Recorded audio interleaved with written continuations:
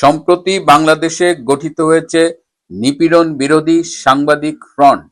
কারা এরা?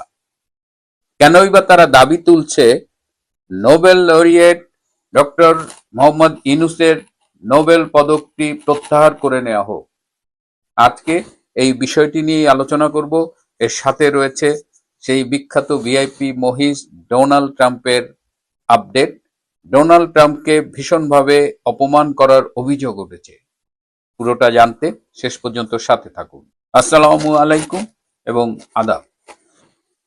ডক্টর মোহাম্মদ ইউনূস এমন একটি দর্শনের প্রবক্তা যে গরিব মানুষকে আরো গরিব বানিয়ে তাকে ঋণের ফাঁদে ফেলে কিভাবে মুনাফা অর্জন করা যায় সেই মডেলকে তিনি পৃথিবীর সামনে নতুন করে তুলে ধরেছেন, যাকে বলা হয় ক্ষুদ্র ঋণ কর্মসূচি।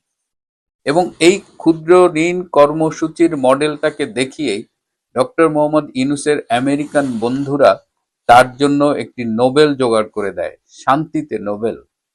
একজন অর্থনীতিবিদ যিনি মাঝে মধ্যেই অর্থনীতিতে নোবেল পাবেন বলে আশা করতেন এবং সেই অনুযায়ী তদবির লবিং অনেক কিছুই করেছেন, তাকে কিনা 2006 সালে দেয়া হলো শান্তিতে নোবেল, তাও আবার ভাগে। গ্রামীণ ব্যাংকের সাথে তিনি ভাগাভাগি করে শান্তিতে নোবেল পেলেন। তখনই অনেকের কপাল কুঁচকে গিয়েছিল যে শান্তিতে কেন নোবেল দেওয়া হলো। আজকে তো আমরা খুব স্পষ্টভাবেই দেখতে পাচ্ছি এই শান্তিতে নোবেল পুরস্কারটি কিভাবে দেশে দেশে মার্কিন সাম্রাজ্যবাদের স্বার্থ সংরক্ষণে তার দালালকে দিয়ে ব্যবহার করা হয়, যেটা আমরা ভেনিজুয়েলায় দেখেছি সম্প্রতি। 2006 সালে ইউনূসকে নোবেল দেওয়া হয়েছিল যাতে 2007 সালে যে বাংলাদেশে একটি পিকুলিয়ার সরকার এসেছিল, সেই সরকার প্রধান হিসেবে ডক্টর ইউনূস ক্ষমতা নিয়ে 10 বছর বাংলাদেশ শাসন করবে। যা হোক, তখন হয়নি। এবার সেই ইউনূস আবার একটি ষড়যন্ত্রের অংশ হিসেবে দেশবাসীর সাথে প্রতারণা করে একটি রেজিম চেঞ্জ করে নিজে অন্তর্বর্তীকালীন সরকারের প্রধান উপদেষ্টা হলেন। এবং এবারও কথা ছিল কমপক্ষে 5 বছর তিনি ক্ষমতায় থাকবেন, উপরে 10-15 যত হতে পারে। এবং এই লক্ষ্যে তিনি নিজে নির্লজ্জের মতো যেমন বলেছেন, তার পক্ষে বিভিন্ন লবিস্ট ফার্মকেও নিয়োগ করেছিলেন। কিন্তু নিয়তির পরিহাস যে 18 মাসের বেশি তার আর ক্ষমতায় থাকা হয়নি।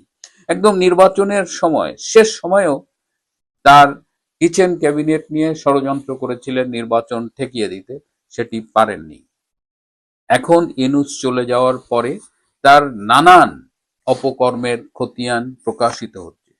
সম্প্রতি গঠিত হয়েছে নিপীড়ন বিরোধী সাংবাদিক ফ্রন্ট। বাংলাদেশের এই সাংবাদিকরা, নির্যাতিত সাংবাদিকরা, তারা এই ইউনূসের নির্যাতন নিপীড়নের বিরুদ্ধে সংঘবদ্ধ হয়ে এই সংগঠনটি করেছে। এবং তারা যে খতিয়ানটি আমাদের সামনে তুলে ধরেছে সেটি রীতিমতো চমকে দেওয়ার মতো।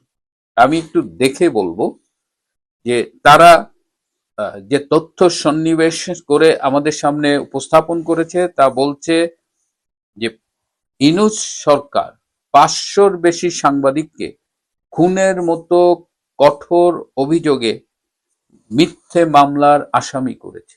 বিবৃতিতে জানানো হয়েছে যে অর্ধ শতাধিক সাংবাদিককে বিভিন্ন সময়ে গ্রেপ্তার করা হয়েছে এই 18 মাসে এবং 13 জন সাংবাদিককে হত্যা করা হয়েছে এই খুনি স্বৈরশাসক ফ্যাসিস্ট ইউনূস সরকারের আমলে। এছাড়া 1200 সাংবাদিককে চাকরিচ্যুত করা হয়েছে বিভিন্ন গণমাধ্যম থেকে। 168 জন পেশাদার সাংবাদিকের অ্যাক্রিডিটেশন কার্ড বাতিল করা হয়েছে।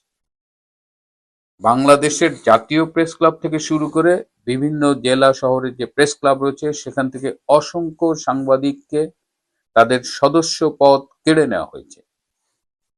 এই সংগঠনটির কর্মকর্তারা আরও জানাচ্ছেন যে শাহরিয়ার কবির, মোজাম্মেল বাবু, শ্যামল দত্ত, শাকিল আহমেদ, ফারজানা রূপা, শেখ জামাল, মঞ্জুরুল আলম পান্না, আনিস আলমগীর সহ সারা দেশে ৪৭ জন সাংবাদিককে ডক্টর ইউনূসের আমলে গ্রেপ্তার করা হয়েছে, তাদের অনেকেই এখনো কারাগারে রয়েছেন। এছাড়া বললাম যে ১৩ জনকে হত্যা করা হয়েছে, সেই সাংবাদিকদের মধ্যে রয়েছেন মেহেদী হাসান, শাকিল হোসেন, তাহির জামান, এটিএম তোরাব, প্রদীপ কুমার ভৌমিক, সোহেল আখুনজি সহ ১৩ জন সাংবাদিক। এই নিপীড়ন বিরোধী সাংবাদিক ফ্রন্ট আরো জানাচ্ছেন যে ইউনূসের সরকার এসে BTV, ৭১ TV, Somoy TV, DBC, Gaan Bangla, ATN news, ATN Bangla, my TV, Bijoy TV, news 24 television channel এবং আমাদের অর্থনীতি, আমাদের নতুন সময়, দৈনিক মুখপত্র, কালের কণ্ঠ, বাংলাদেশ প্রতিদিন, ডেইলি সান, বাংলা নিউজ, প্রথম আলো ও ডেইলি স্টারের মতো সংবাদপত্রের অফিসে গুন্ডামি, ভাঙচুর ও অগ্নিসংযোগের ঘটনা ঘটিয়েছে। এমনকি অনলাইন নিউজ পোর্টাল বাংলা ইনসাইডারকেও তারা একেবারে ডিলিট করে দিয়েছে। ডক্টর ইউনূস, যিনি বিদেশে কেউ একজন ধরেন এই যে চীনের কয়লা খনিতে মারা গেল বা কোথাও সমকামীদের অধিকার, তা বিবৃতি দিতে একদিন সময় লাগে না, অথচ বাংলাদেশে গণমাধ্যমের গলা টিপে ধরেছিলেন এবং তার একটা চেলা ছিল ডাস্টবিন শফি, সে এমন ভাবে মানে গণমাধ্যমকে নিয়ন্ত্রণ করতো যেটা হিটলারের কথা আমাদের মনে করিয়ে দেয়।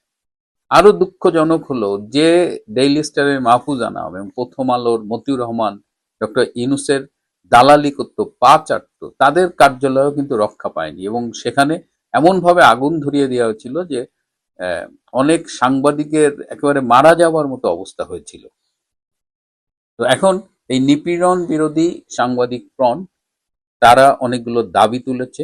এই যে সাংবাদিকদের বিরুদ্ধে মিথ্যে মামলা, এগুলো প্রত্যাহার করতে হবে, তাদের যারা কারাবন্দী আছে তাদের মুক্তি দিতে হবে, বিভিন্ন সাংবাদিক কার্যালয় বন্ধ রয়েছে, ডিইউজে, বিএফইউজে, এগুলো খুলে দিতে হবে, বিভিন্ন প্রেস ক্লাব থেকে যাদের সদস্যপদ কেড়ে নেওয়া হয়েছে তাদের সদস্যপদ ফিরিয়ে দিতে হবে, অ্যাক্রিডিটেশন কার্ড ফিরিয়ে দিতে হবে যাদের কাছ থেকে নেওয়া হয়েছে, এবং গণমাধ্যমের স্বাধীনতার জন্য এই কাজগুলো করতে হবে এবং তারা অনেকগুলোই দাবি তুলেছে।